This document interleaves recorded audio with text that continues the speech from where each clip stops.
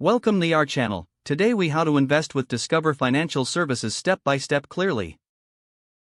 To begin investing with Discover Financial Services, visit their official website. Create an account by clicking on the Sign Up button. Fill in the required personal information, including your name, email address, and phone number. Create a strong password and confirm your information to proceed. Once your account is created, log in using your credentials. Navigate to the Investment section on the website's main menu.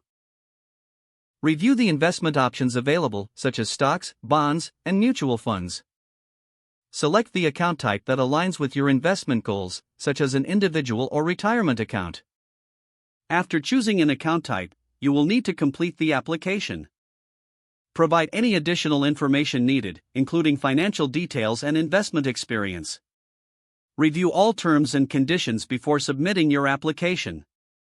Once your account is approved, fund your account by linking a bank account. Transfer the amount you want to invest into your Discover account.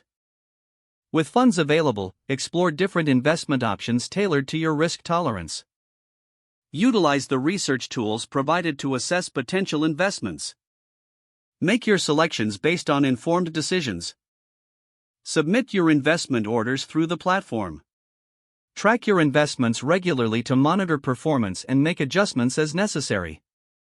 Stay informed about market trends that may impact your investments. Consider consulting a financial advisor if you need personalized guidance.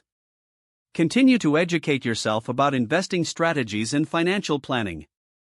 If the page does not load, refresh the browser or try again in a private or incognito window. Make sure you are using the correct email address, then retype it carefully to avoid small typos. If your password is not accepted, use the reset option and create a new strong password you can remember.